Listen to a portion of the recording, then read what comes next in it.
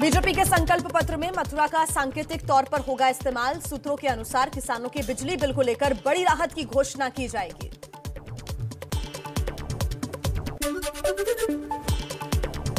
UP में 26 जनवरी के बाद मैदान में उतरेंगे बीजेपी के बड़े नेता। सूत्रों के मुताबिक अमित शाह करेंगे मथुरा और गौतम बुद्ध नगर का दौरा। 27 जनवरी को बागपत और गाजियाबाद में रहेंगे राजनाथ सिंह। आज दोपहर 12 बजे दिल्ली के बीजेपी केंद्रीय चुनाव समिति की बैठक। यूपी, मणिपुर और पंजाब के बाकी बचे उम्मीदवारों के नाम पर लग सकती है मुहर। कल कोर कमेटी की बैठक में हुई थी चर्चा। कांग्रेस केंद्रीय चुनाव समिति की आज शाम 5 बजे बैठक। यूपी विधानसभा चुनाव के लिए उम्मीदवारों के नाम पर चर्चा होगी। अब तक 166 प्रत्याशियों के नाम का हो चुका है ऐलान। पंजाब और यूपी विधानसभा चुनाव के तीसरे चरण के लिए आज से शुरू होगा नामांकन। 16 जिलों की 59 सीटों पर पर्चा भरेंगे प्रत्याशी। आज है राष्ट्रीय मतदाता दिवस, वोटर्स के सम्मान का दिन। देश में अब तक 95 करोड़ से ज्यादा वोटर्स हो चुके हैं। जिन 5 राज्यों में होना है चुनाव, वहां पर 25 लाख नए मतदाता जुड़े। प्रधानमंत्री मोदी आज सुबह 11 बजे गुजरात के बीजेपी कार्यकर्ताओं से करेंगे संवाद। गुजरात में इस साल के अंत में विधानसभा चुनाव होने हैं। शेयर बाजार आज भी गिरावट के साथ खुला। सेंसेक्स में 1000 तक की गिरावट दर्ज हुई है। निफ्टी 300 अंक नीचे खुला। यूक्रेन में युद्ध की आशंका की वजह से दुनिया भर के बाजारों में गिरावट का दौर है जारी। राहुल गांधी स्वर्ण मंदिर में मत्था टेकने के बाद पंजाब में शुरू करेंगे प्रचार अभियान। 27 जनवरी को जालंधर में वर्चुअल रैली के जरिए लोगों को करेंगे संबोधित। पंजाब में अब काली माता मंदिर में बेअदबी को लेकर बवाल। आरोपी की पहचान हो चुकी है। हिंदू सुरक्षा समिति ने आज पटियाला बंद का ऐलान किया। केजरीवाल ने पंजाब का माहौल खराब करने की साजिश का लगाया आरोप। पंजाब के पूर्व सीएम कैप्टन अमरिंदर का बड़ा दावा। बोले सिद्धू को मंत्री बनाने के लिए पाकिस्तान से आई थी सिफारिश। उन्होंने रिक्वेस्ट की है कि अगर सिद्धू को आप अपनी गवर्नमेंट में ले सकते हो तो ले लो, और कहां से पाकिस्तान की बात कर रहा हूं। कांग्रेस नेता सुप्रिया श्रीनेत ने कहा कैप्टन अमरिंदर सिंह शर्मनाक बयान दे रहे हैं। अगर ये सच है तो उन्होंने ऐसा किया क्यों? कैप्टन साहब जिस तरह की बातें कर रहे हैं मुझे लगता है शर्मनाक है। इस तरह की बातें करना गलत है, और अगर ऐसा था तो आपने ये क्यों किया?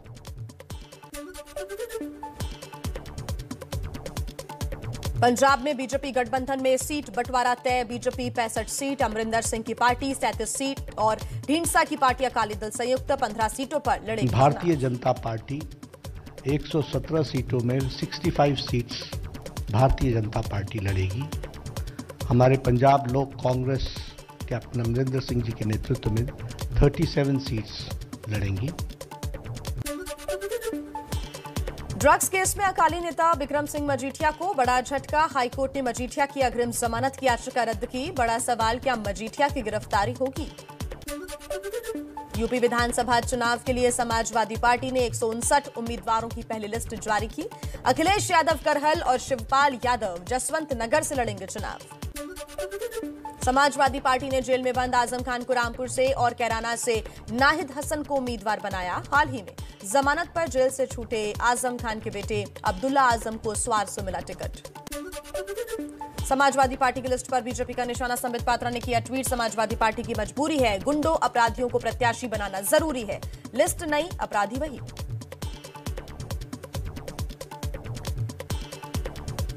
चाहे वो बड़े बड़े खूंखार अपराधी रहे हों, चाहे कोई जेल के अंदर हो और चाहे बेल के अंतर्गत हो, उन सब को आज की टिकट की सूची का हिस्सा बनाने का काम किया है। ये नई नहीं, ये वही सफा है।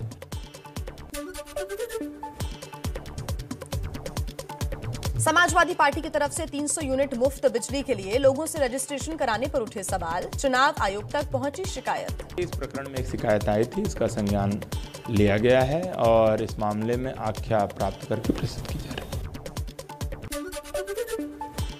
राजनीतिक दलों को मुफ्त चीजों का वादा करने से रोकने की मांग वाली याचिका पर आज सुप्रीम कोर्ट में सुनवाई। याचिका में कहा गया है कि ये घोषणा रिश्वत देने जैसी है।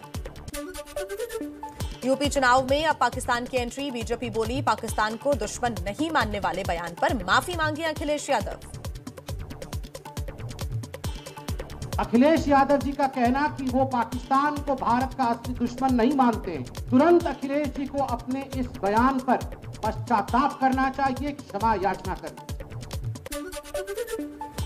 मेरठ की सिवाल खास विधानसभा क्षेत्र में बीजेपी उम्मीदवार मनिंदर पाल सिंह के काफिले पर जबरदस्त पथराव, कई समर्थक घायल, गाड़ियों के शीशे भी टूटे।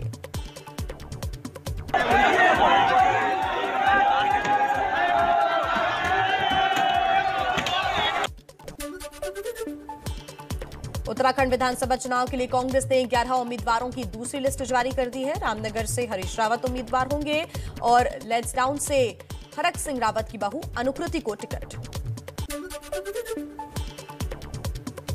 सूत्रों के हवाले से खबर, ईडी के पूर्व ज्वाइंट डायरेक्टर राजेश्वर सिंह चुनाव लड़ेंगे और जल्द बीजेपी में शामिल हो सकते हैं। पटना में छात्रों पर लाठीचार्ज को लेकर पप्पू यादव ने सीएम नीतीश कुमार को दी चुनौती, कहा अब आर पार की लड़ाई होगी, एक भी ट्रेन नहीं चलने देंगे।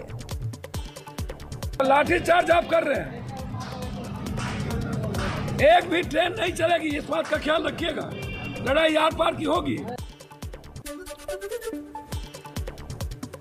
बिहार के आरा में भी रेलवे और एनटीपीसी परीक्षा में धांधली का आरोप लगाकर हजारों छात्र रेलवे ट्रैक पर उतरे, कई घंटे तक बंद रही ट्रेनों की आवाजाही।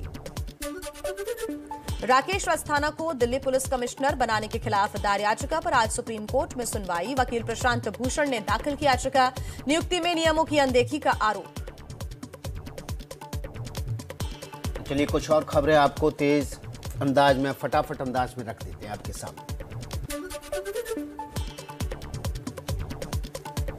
महाराष्ट्र के वर्धा में एमबीबीएस के 7 छात्रों की सड़क हादसे में मौत हो गई है। मरने वालों में बीजेपी विधायक विजय रहंगदाले का बेटा अविनाश भी शामिल है। नदी में कार गिरने से उसकी जान चली गई। दिल्ली में कड़ाके की ठंड की वजह से मुश्किल में बेघर लोगों की जान। सेंटर फॉर होलिस्टिक डेवलपमेंट नाम की एनजीओ का दावा, सिर्फ जनवरी में ही ठंड से फुटपाथ पर सोने वाले 145 लोगों की जान गई। बढ़ती ठंड का असर मुंबई समेत महाराष्ट्र के कई हिस्सों में दिख रहा है। मुंबई में आज सुबह कोहरा छाया रहा, जिससे गाड़ियों की आवाजाही पर असर हुआ।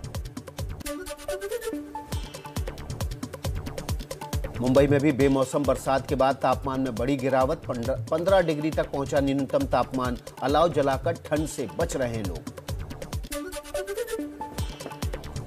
उत्तराखंड के चकराता में भारी बर्फबारी से दर्जनों गांवों का सड़क संपर्क टूटा। आवाजाही बहाल करने के लिए जेसीबी मशीनें बर्फ हटाने में जुटी।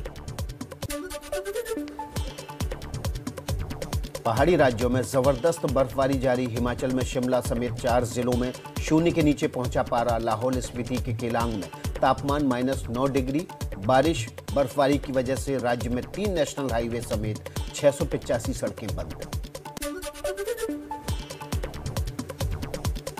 हिमाचल के चंबा में हिमयुग वाले हालात, बर्फ में समाई बड़ी बड़ी गाड़ियां, सड़कों पर जमी कई फीट मोटी बर्फ की चादर। हिमाचल प्रदेश की राजधानी शिमला में बर्फीला मौसम, कड़ाके की ठंड और कोहरे के बीच बड़ी संख्या में पहुंच रहे हैं पर्यटक। हिमाचल के डलहौजी में लगातार तीसरे दिन गिरी जोरदार बर्फ। रास्ते बंद होने से खाने पीने की चीजों की हुई किल्लत। कई गांवों में बिजली की सप्लाई भी ठप हुई। हिमाचल के सिरमौर में भारी बर्फबारी की वजह से बीच रास्ते में फंसे बाराती जेसीबी मशीन पर बिठाकर दूल्हे को शादी के लिए लड़की के घर पहुंचाया गया। उत्तराखंड के बद्रीनाथ धाम में भारी बर्फबारी। मंदिर परिसर के चारों तरफ कई फीट मोटी बर्फ जमी। अभी बंद है बद्रीनाथ धाम के कपाट। उत्तराखंड की ऊंचाई वाले इलाकों में बेहद सर्द हुआ मौसम। फूलों की घाटी औली में हर तरफ बर्फ ही बर्फ। स्नो स्पोर्ट्स का मजा लेने के लिए बड़ी संख्या में पहुंच रहे हैं पर्यटक। उत्तराखंड के मशहूर हिल स्टेशन नैनीताल में कई दिनों से जारी है हिमपात। नैनी झील के आसपास बर्फबारी का लुत्फ लेने के लिए पहुंच रहे हैं पर्यटक। सैलानियों की आमद से स्थानीय कारोबारी बेहद खुश। जम्मू कश्मीर के डोडा में बर्फ से सफेद हुई वादियां। भारी बर्फबारी की वजह से कई रास्ते बंद। तापमान लुढ़ककर 1 डिग्री तक पहुंचा। उत्तराखंड के उत्तरकाशी में बारिश और बर्फबारी से जनजीवन पर असर। गंगोत्री हाईवे पर सुक्की टॉप से आगे सड़क बंद। मोरी ब्लॉक के 3 गांवों में बिजली भी गुल।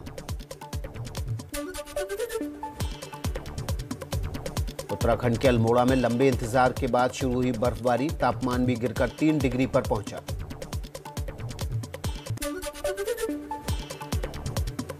दक्षिण पूर्व यूरोप के देश ग्रीस में भीषण बर्फबारी।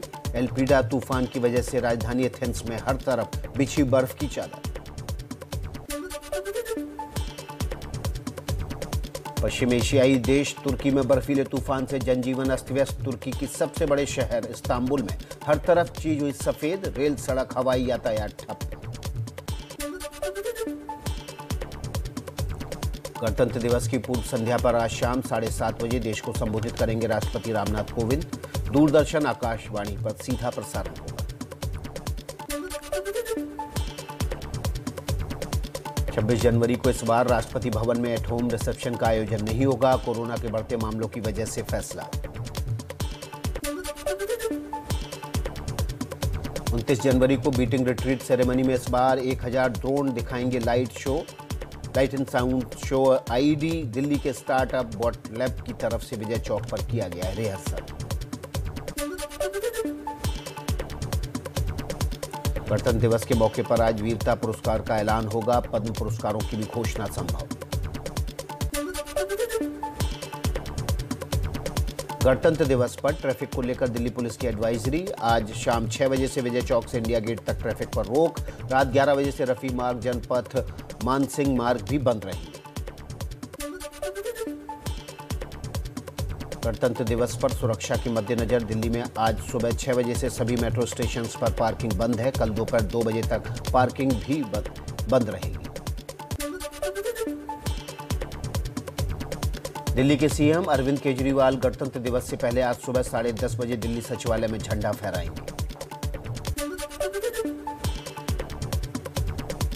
जम्मू कश्मीर में एलओसी और इंटरनेशनल बॉर्डर पर बढ़ाई गई चौकसी। सूत्रों के मुताबिक 26 जनवरी से पहले शांति भंग करने की कोशिश कर सकती पाकिस्तान की सेना। देश में पिछले 24 घंटे में कोरोना के 2,56,000 से ज्यादा नए केस सामने आए। कुल एक्टिव केस की संख्या 22 लाख के पार पहुंची। दिल्ली में कोरोना के मामलों में बड़ी गिरावट। 24 घंटे में 5,760 नए संक्रमितों की पुष्टि। 30 लोगों की मौत। कोरोना संक्रमण 12% के नीचे आया।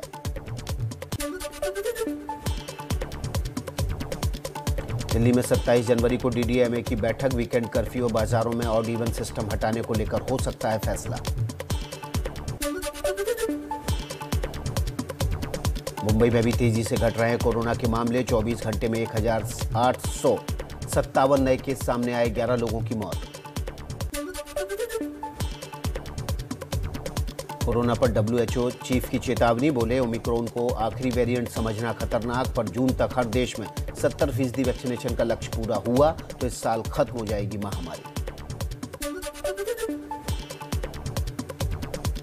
एनसीपी अध्यक्ष शरद पवार कोरोना संक्रमित हुए। पीएम मोदी ने फोन कर शरद पवार का हालचाल जाना। कांग्रेस नेता दिग्विजय सिंह भी कोरोना रिपोर्ट उनकी पॉजिटिव आई है। ट्वीट कर दी जानकारी। संपर्क में आने वालों से कोरोना टेस्ट कराने की अपील की। दिल्ली में अब सिर्फ 26 जनवरी, 15 अगस्त और 2 अक्टूबर को बंद रहेंगी शराब की दुकानें। बीजेपी ने केजरीवाल पर लगाया सभी धर्मों के अपमान का आरोप। तेलंगाना के सिकंदराबाद में ऐतिहासिक धरोहर की खोज। 500 टन मलबा हटाने के बाद 53 फीट गहरी बावड़ी मिली।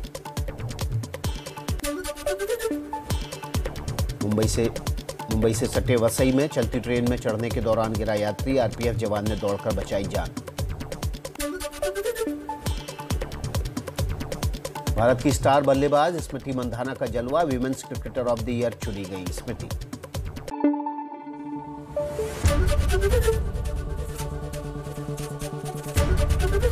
एबीपी न्यूज आपको रखे आगे।